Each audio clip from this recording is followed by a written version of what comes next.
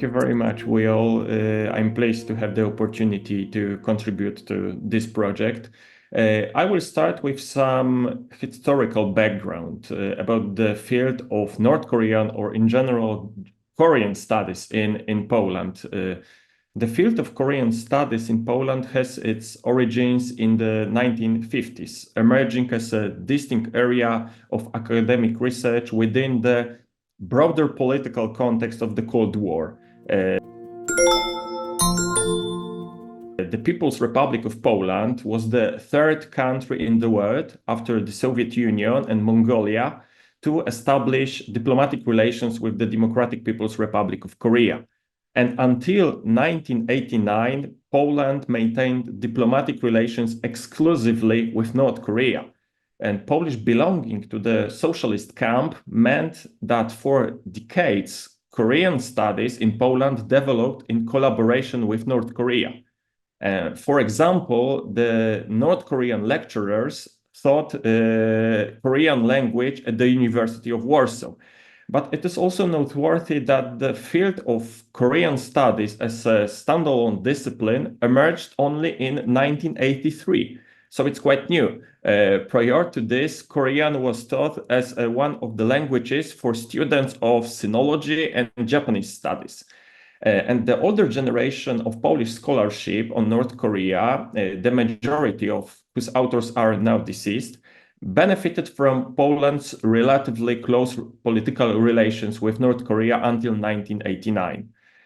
Consequently, they undertook frequent visits to North Korea, and some of their publications were propagandistic, I would say, in nature, often linked to their activities in societies like Korea-Poland Friendship Association or the Friends of the Juche idea.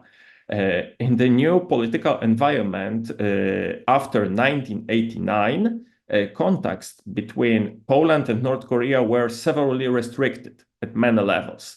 This was primarily due to the establishment of diplomatic relations between Poland and the Republic of Korea. And this also had an impact on Korean studies in Poland, with North Korean lecturers being replaced by South Korean ones, and the Republic of Korea institutions providing significant support for the development of Korean studies in Poland. Nevertheless, the primary area of focus remains cultural and language-related studies. In the years following 1989, North Korea was not a prominent subject of research within Polish academic centers specializing in Korean studies.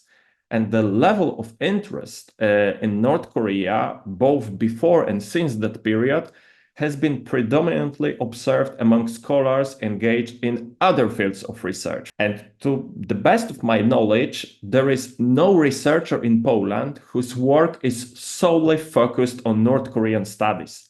Additionally, North Korea is occasionally the subject of university courses. For example, in 2018, I initiated a subject on North Korea's foreign policy at the Institute of the Middle and Far East of Jagiellonian University in Krakow. But of course, there are also several people in universities and academic research institutions for whom North Korean issues are one of the many fields they deal with. Research on North Korea in Poland includes mainly North Korean ideology and political system, and of course, the history of Poland's relations with North Korea. And occasionally there are analyses, papers on North Korean foreign and security policy or inter-Korean relations. And the topic of North Korea is also considered in the context of other issues, such as weapons of mass destruction, missile technology, and the geopolitical situation in East Asia. And recently, there has been a growing interest in Poland in the strengthening the relationship between North Korea and Russia. North Korea is a relatively common topic in the Polish public sphere, in Polish media, but its presence is rather limited to sensationalistic discourse, I would say. And much of the news about the country is unreliable, I think, and not in depth. And of course, North Korea is typically depicted in Polish media as a totalitarian state that violates human rights. That's the most common perspective. And on the other hand, it is interesting to note the activity of a very, very small group of young people in Poland demonstrating their interest in North Korea. And these individuals typically represent radical left-wing and communist beliefs. They are active within small associations and engage extensively on social media, some of them even collaborating with the DPRK embassy in Warsaw. However, these groups have extremely marginal influence in the public sphere. That's my perspective on the North Korean studies and how North Korea is perceived in Polish public and by Polish young scholars, students. But my perspective as an analyst, it's quite different, I would say, because I'm an analyst of the Polish Institute of International Affairs, which is a public analytical institution based in Warsaw, Poland. And my work mainly involves conducting open source research and preparing public and non-public materials on the current situation in Northeast Asia, particularly on the Korean Peninsula. And my responsibilities extend beyond monitoring North Korea. I also engage with South Korea and Japan and security issues in Northeast Asia. And given the nature of my work, I pay a lot of attention to matters affecting Poland's foreign policy, whether directly or indirectly. According to the DPRK, my research is focused on its foreign and security policy. And with a background in international relations and PhD in political science, I'm particularly interested in the international context of the DPRK's foreign policy. And in my analysis of the DPRK's partnership or even alliance with the Russian Federation, I'm trying to incorporate the broader security interdependence between Europe and East Asia. For this reason, my research includes also inter-Korean relations and the security situation on the Korean Peninsula, because the analysis of these issues has become increasingly important for Poland, given our significant reliance on the import of South Korean weapons in recent 2 years. Furthermore, I'm particularly interested in the dynamics between the DPRK and the US and China. And of course, as a European, I also monitor the development of European-North Korean relations. For instance, over the years, I have engaged in track 1.5 and track 2 dialogues with North Korea alongside other European experts, I have lots of seminars, for example, at the European External Action Service on what the European Union could do more on DPRK issues. And as part of my responsibilities, I maintain regular communication with Polish public institutions and foreign diplomats based in Warsaw, including North Korean diplomats. It's quite interesting experience to have quite, I would say, dialogue with North Koreans based in Poland. But of course, it's sometimes it's strange, sometimes it's very interesting.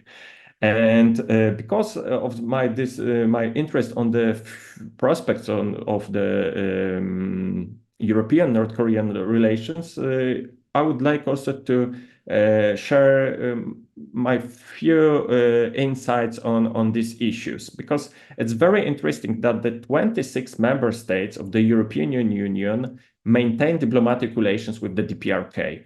Estonia, France, and Portugal do not. Regular communication with North Korea, which is now conducted exclusively through North Korean diplomats in European countries. And in 2023, North Korea initiated a cautious process of opening up to foreign delegations.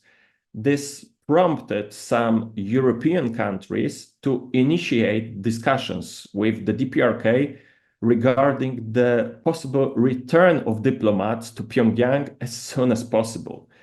And in February this year, Germany and Swedish diplomats conducted a brief visit to North Korea to evaluate the status of their respective embassies in Pyongyang. However, further planned visits scheduled for May this year, which were to include Polish and British diplomats, among others, were unexpectedly, in fact, cancelled by the North Korean authorities. Officially postponed, but in fact cancelled. And concurrently, the presence of North Korean diplomats in several European countries continues to reflect the prevailing state of imbalance in diplomatic relations. North Korean diplomats are here, for example, in Warsaw or in other European capitals, but there are no diplomatic presence of European countries in Pyongyang. It is possible that the DPRK is deliberately limiting its foreign contacts as a part of a, wider strategy of de-risking its diplomatic activity. Because despite years of efforts to foster closer ties with countries in Europe and beyond, in my opinion, North Korea has discovered that opening up carries more risks than benefits for the functioning of a totalitarian state. This also applies to inter-Korean relations. Furthermore, adopting a confrontational stance towards the South is an integral aspect of the strategy that the North Korea has pursued since the beginning of the pandemic.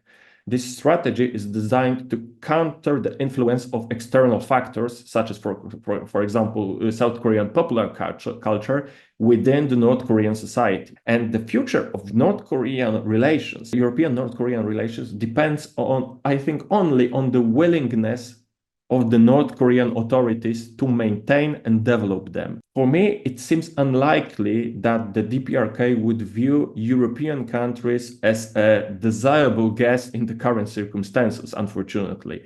And the potential benefits that the North Korean regime could derive from the presence of European diplomats need to be assessed realistically. Because if European diplomats eventually return to Pyongyang, it would be reasonable to consider how to proceed. One option would be, of course, to continue offering cultural cooperation and humanitarian and developmental aid, as has been the case in the past. This could involve the implementation of various smaller or bigger initiatives. However, it is unclear whether North Korea would benefit from such an approach, and the decision-making process within the regime is driven by its own interests rather than the needs of the people. So in the coming months, we will see whether North Korea will take steps to open up to the presence of European diplomats. If it becomes evident that North Korea is not prepared to accept diplomats from European countries, we may be faced with the difficult but perhaps necessary decision of not renewing diplomatic accreditation to North Korean diplomats in Europe, which would mean the expulsion of them from European countries on the basis of diplomatic reciprocity. That's my insights. I will stop here. Thank you, Dr. Pietrevich. Great and a very succinct, lecture on 3 points, and the Polish, perspective on North Korea, Polish, community, academic and policy community on Korea, and including your own, research agendas. At the same time, the prospects for the European, North Korean relations. Great, and I have tons of questions, but we will start with your argument on this inter-Korea relationship and Europe. Do you see any interaction and then connection between Poland, South Korea arms deal, military cooperation, and Russia, North Korea arms deal in a military cooperation in last few years. Yes, there is a very important connection, I think, because, the whole agreements between South Korea and Poland in recent years is related, of course, to the Russian aggression of Ukraine, the Russian invasion of Ukraine.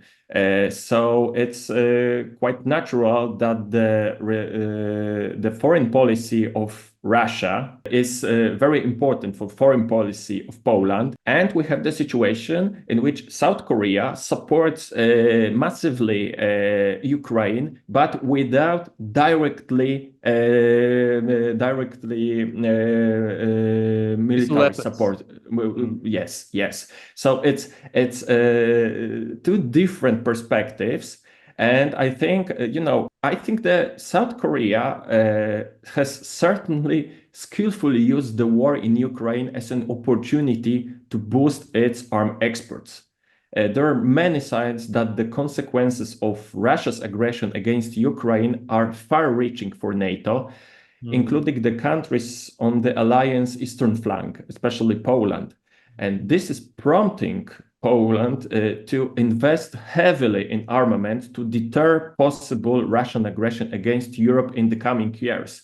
So it is therefore likely that there will continue to be a strong interest in developing defense capabilities in Central and Eastern Europe, which could create opportunities to further contracts from South Korea. But I would say that the threats to European and Asian security from the North Korean-Russian alliance should prompt NATO to strengthen political and intelligence cooperation with Asian partners within the NATO AP4 or IP4 format.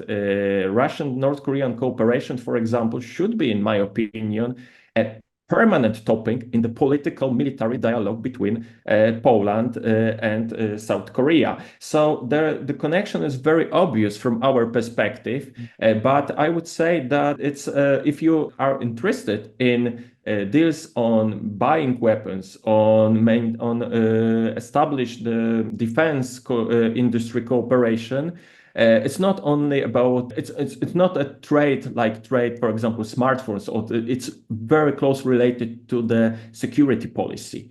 And that's why I think it's very important for Poland and South Korea to establish high-level political dialogue on the challenges resulted from the strengthening the partnership or even alliance between North Korea and Russia.